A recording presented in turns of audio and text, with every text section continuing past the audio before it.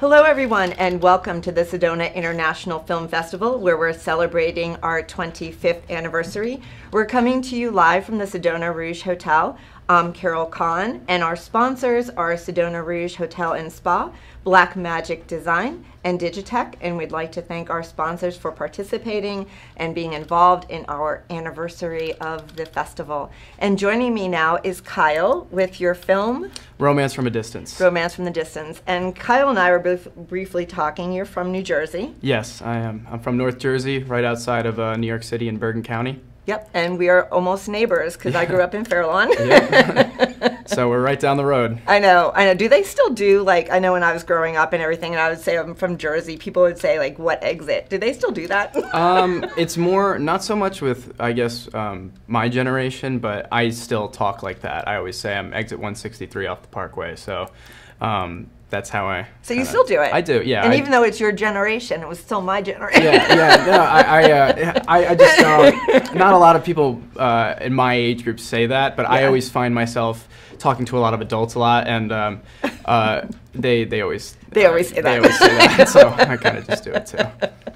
Well, that's awesome. Well, welcome to Sedona. Thank you. Is this your first time here? This is my second time in Sedona, but my first time at this film festival. Awesome. So it's been a wonderful experience. Well, great. So tell us a little bit about your film.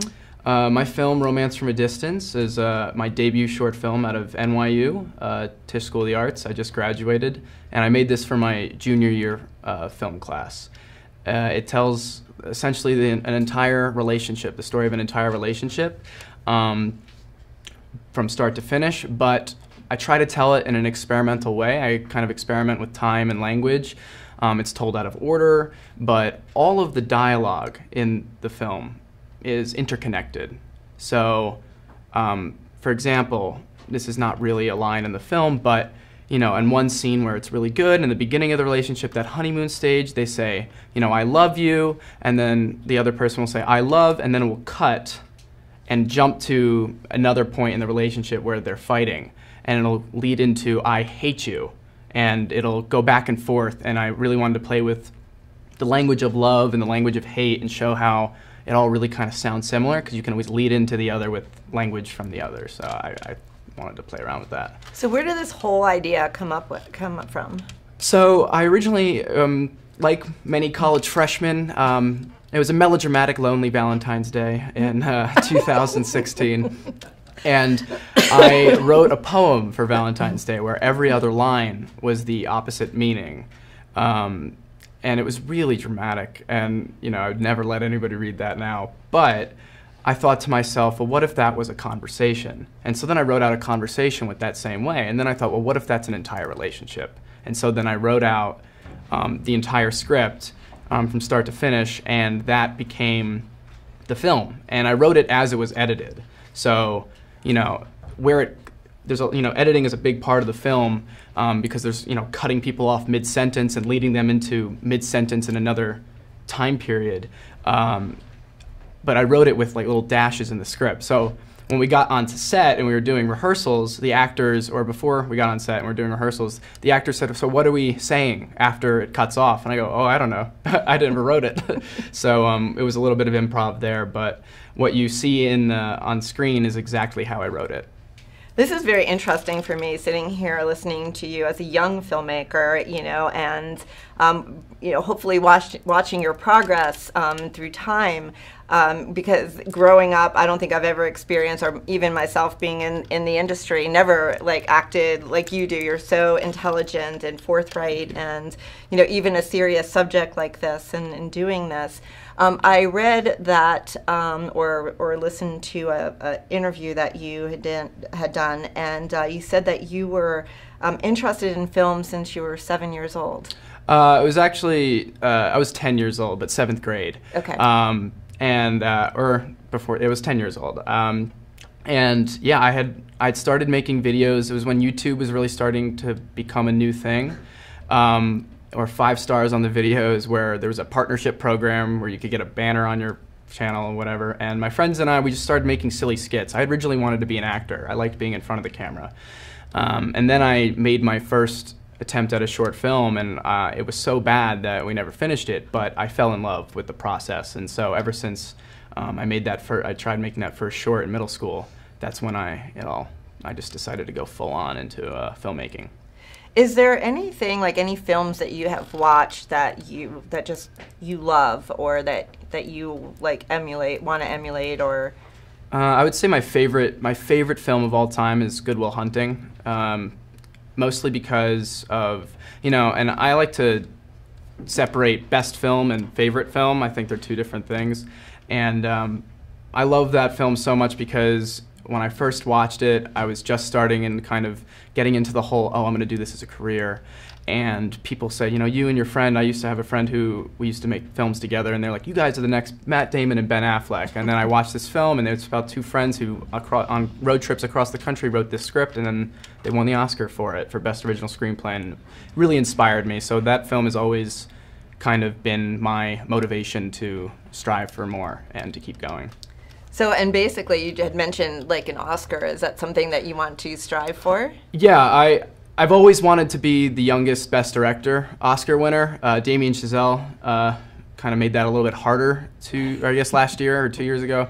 But with the Academy's controversies this year, it's starting to get less and less important to me, and more about, just kind of trying to make a good movie. Right. I just want to entertain people. That's been my go-to for my entire life, whether it was through filmmaking or the plays I did or learning piano or Rubik's Cubes. I don't know. I did a bunch of stuff. It was all just I did magic. Like, it was all just to entertain people. I just want people to be entertained. So that's my kind of goal. So in doing films, and now this is your second film festival that you've been a part of, what is it like being part of a film festival and integrating with other filmmakers? It's really scary because, going to, film school with all these other up-and-coming budding filmmakers, and you're all learning, you get scared of their opinions. And when you're going to a film festival where these are filmmakers who are accomplished, because, you got into the film festival, they're competing, some of these filmmakers are award-winning, putting everything you kind of put your heart and soul into on screen for them to sit there and watch and hopefully not judge too harshly, but it's nerve-wracking. But I've had a great time. I've met a lot of wonderful filmmakers, and I really like meeting people who have that same passion. I was always just kind of the film kid in my town, and it was kind of hard for me to, muster up a lot of people to do a lot of films with me, because it was just me doing it. And so it's nice to be in a community of people who appreciate and understand and kind of all love the same thing. And then what's it like actually watching your film on the big screen and having an audience sitting there?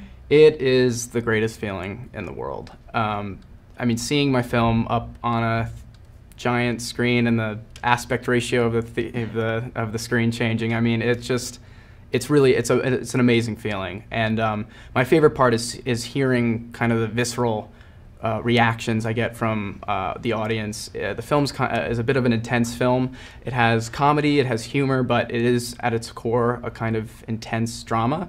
And seeing either or hearing the silence from people who are maybe stunned, or hearing the laughter and the kind of the comedic breaks, it really just makes you feel really good, because it makes you feel like I am accomplishing what I intended to do. Now, did your film have a Q&A at the...